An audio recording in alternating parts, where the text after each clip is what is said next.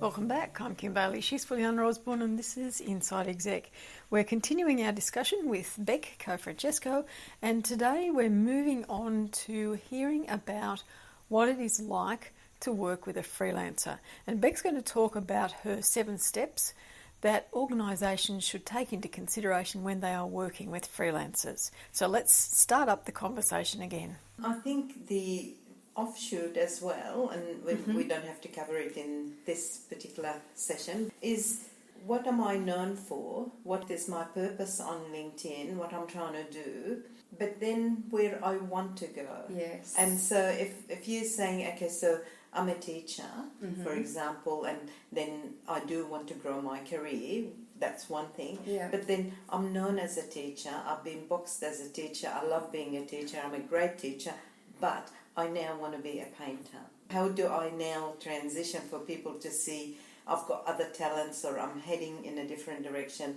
Maybe that's another skill or way of interacting on social media to let people know. Definitely. Like, I've seen some people do it really well where they start introducing, like I did my creative outlet thing the other day, right? Say if I was like, okay, Beck's known as a financial services marketer, she writes good content. Oh, hang on a second, she's now a photographer.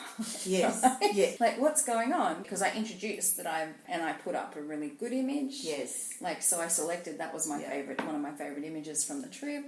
Then I could just talk about, and I'm doing this on the side now. And because I don't like to advertise it, because I do it as a freebie. Yes. And that I will often, if I meet with you to do your LinkedIn profile, because I am a photographer, I can take your photo, right? And whether we use it, the iPhone quality is good enough for LinkedIn, or, sometimes I'll bring my SLR along and it's a surprise. And so it's not so much of a long shot, but then you could start talking more about photography, or I would start sharing more information, or I could publicly announce I'm following my dream. I've had a passion to be a painter my whole life. Yes. And I'm cutting down work to 3 days a week now. And I'm going to explore painting. It's a nice little segue. But if you announce it and you kind of show your intent, it does 2 things. One, you're on the hook for it.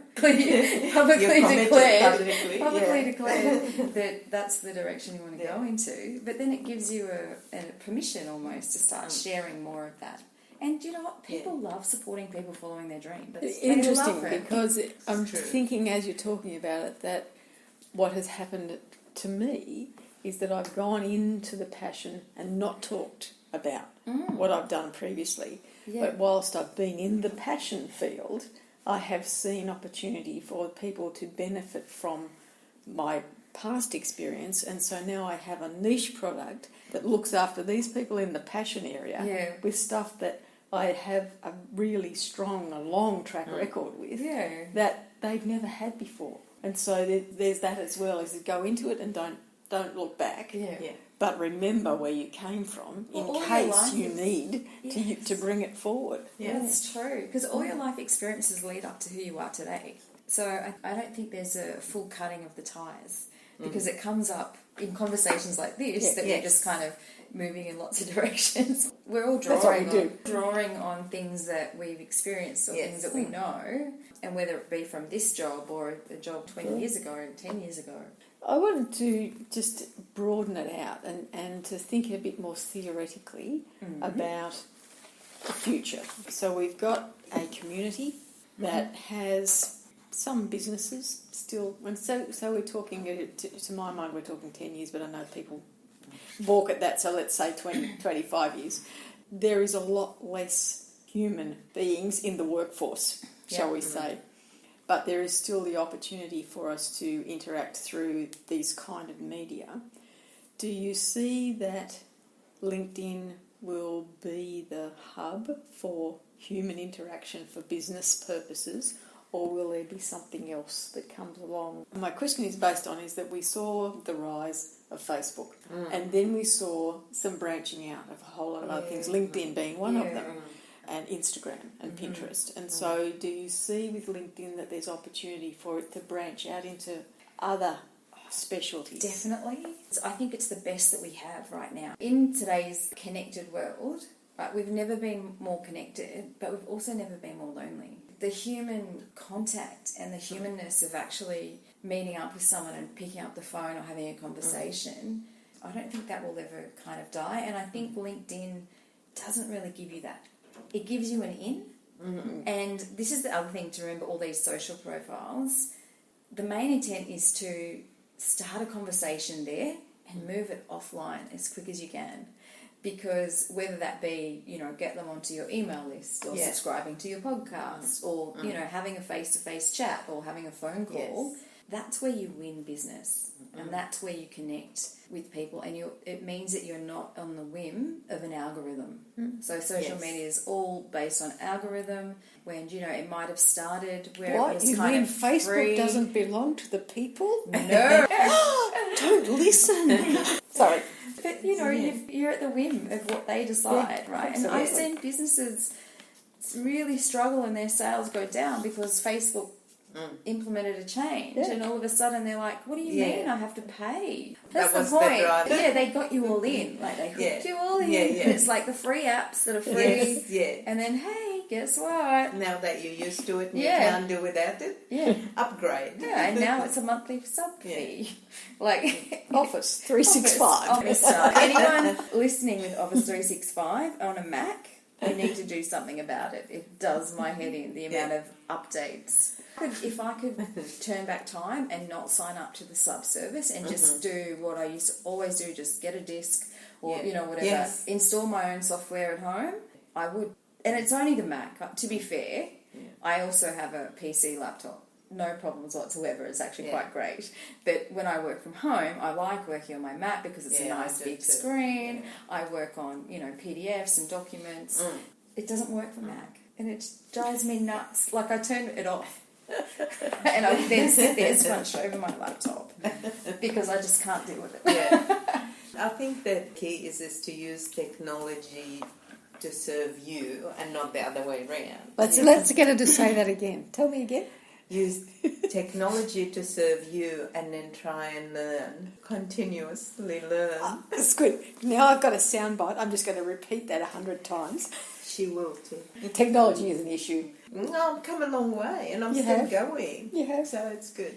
I don't tell her it's changing. I think that's the exciting bit, is really when you look back and you see what the change has happened and how you keep up with it. I mean, there's some bits that to us is very, very natural now, particularly if you're working not from one place, to be able on your phone, which is a very small device, and then you look up, all your files are there. So you're meeting with someone, you're going through whatever, you can pick up any document. Now we do that as we breathe. Yeah, and then one time that was, and not long ago really, you didn't have that. Okay, what else have you got to share with us today?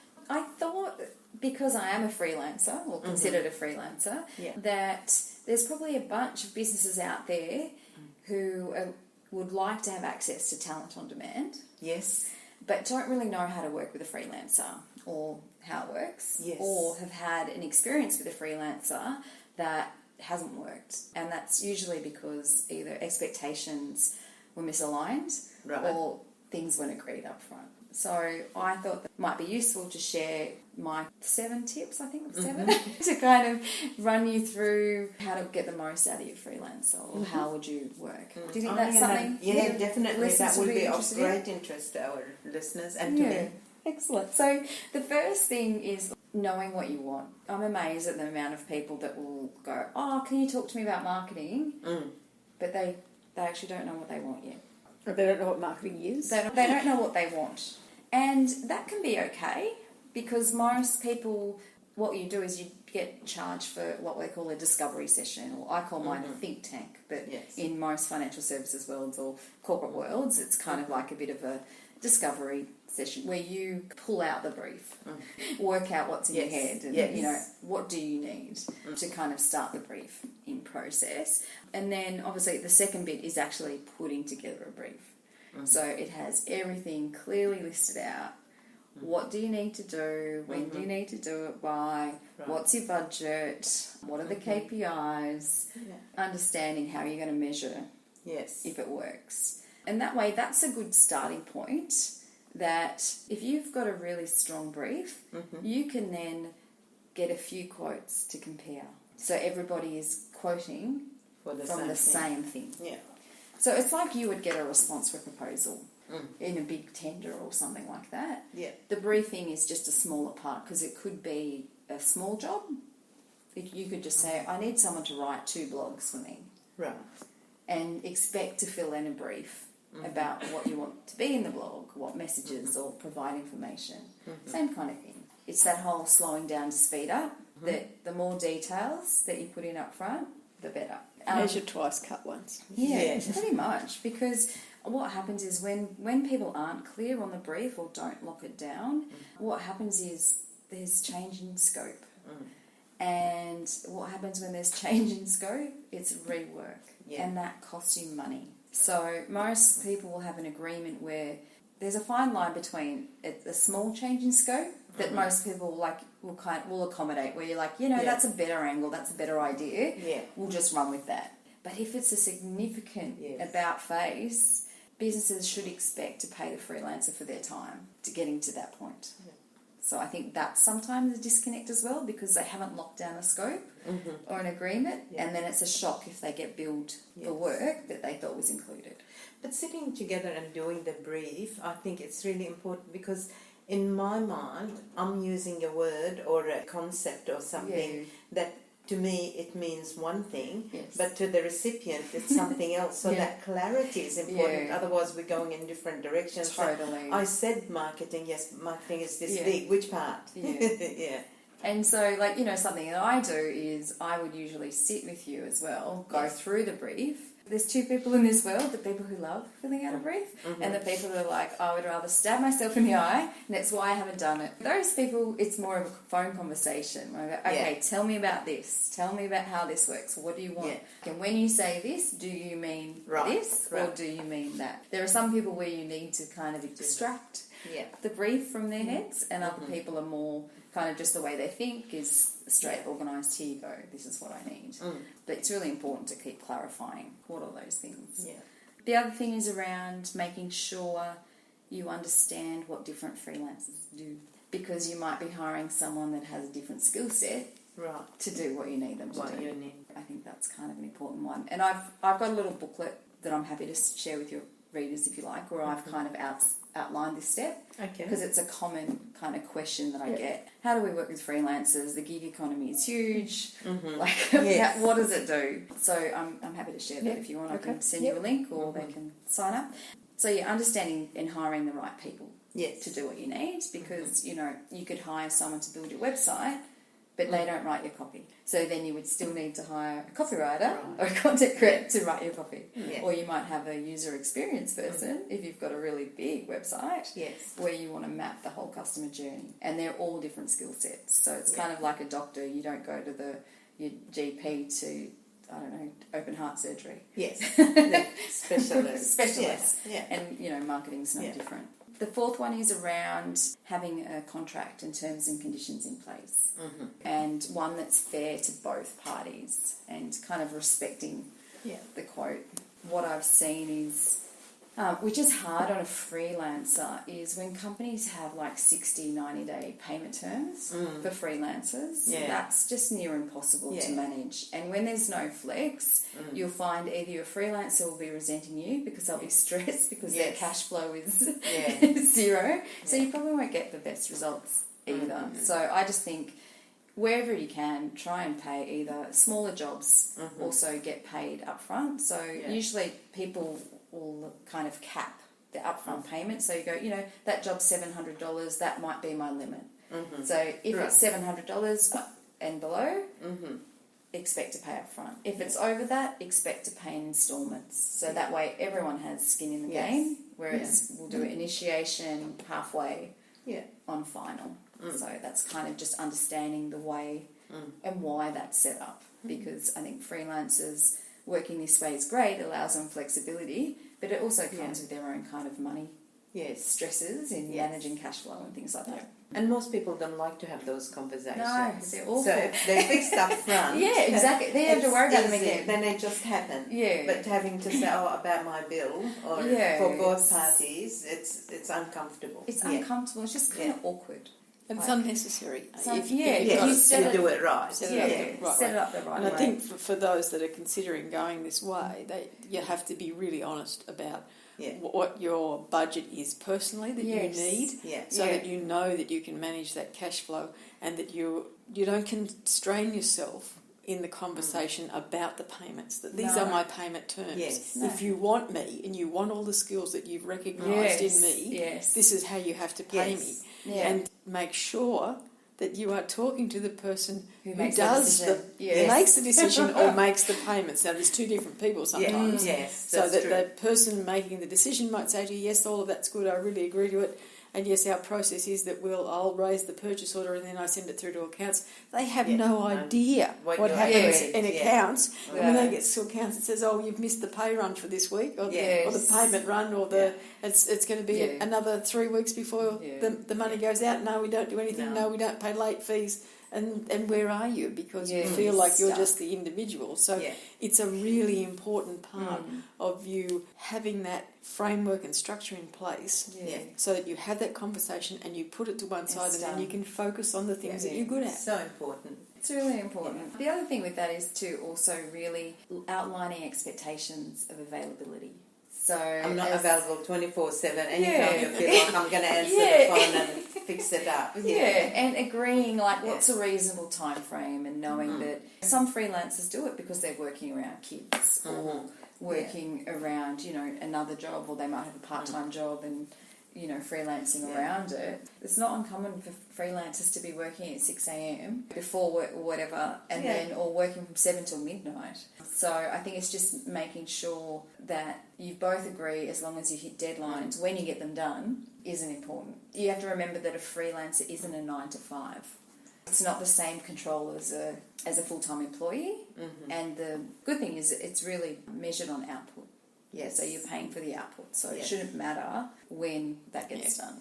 And if you're working across states or countries, Yes. then there is that need to be even clearer, so that you know not to wake someone up at midnight or whatever. Exactly. I'm working with someone in Belgium at the moment, which is quite strange, but it's a really great startup kind of business, and it's just really funny because I'm a day ahead of them, so I go, I'll get that to you on Wednesday, right? But they're still Tuesday, so I'm delivering on Wednesday, and they're like, wow, she's like knocking the deadlines out of the park.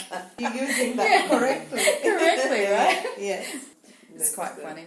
And then the other thing, when you're working with freelancers and even in your own workforce, making sure that you're setting everyone up for success. So are you setting up your business so that it's conducive to working remotely? Have you got the right... We talk about tech. There's some funny cartoons around about technology, about how technology is making our life easier. It's the Marketunist is his name, Tom Fishburne, and he's got this perfect one where it's like, I tried to email it to you, to Dropbox it to you, to use the cable, to do this, and it goes through about 10 technology solutions, and then it's like, I'll just fax it. And you look at that image and you go, wow, I can relate, given that, as a consultant and freelancer going into a bunch of different businesses, those kind of things can be really frustrating because you think it's easy. So can I send you my document from Dropbox? Marketing documents are notoriously huge. You don't want that in your email.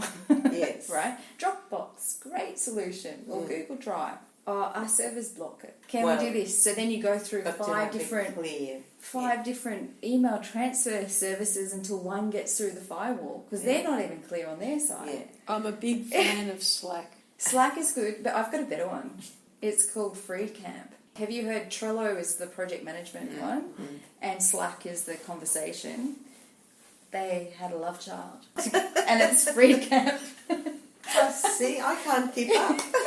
And it's the best because you can have all the project timelines. Yes. And then you can have a chat conversation on the side. You can share your document, easy, and everyone has a record of it. Good. And so you can see where things have moved, especially in marketing, where there's a lot of internal or a lot of stakeholders involved in signing off and looking through things. So you can kind of, as much as I don't like to do this, you kind of have to, where you're covering your own butt a little bit. Well, you have it's just that it's clear on both sides, really. We've joked about this area, but it's an area that I think is, again, for those that are starting out, it's something that they need to understand, is that you can't just expect to deal with people via email. Yeah. And email is not the right answer for No. many of these occasions, and so you do have to explore what else is out there, what other people are using. Have a look at these things that we've mentioned in passing and try them out and see what is going to work for you. Think big, think beyond, I'm doing this now on my own, and think about what you would like to be looking back on in 12 months' time and say, I wish I had done that at that point. Yes. And do it now. But what I'm also hearing in addition to that is that how to respect what other people got. So, yes, as you said, I can use this, this and this, but I get blocked by the firewall. So what is best for you? Yes. And in the technology, what's the latest that I can work with you on, like from your systems as well. And that's how you end up with 1,000 logins.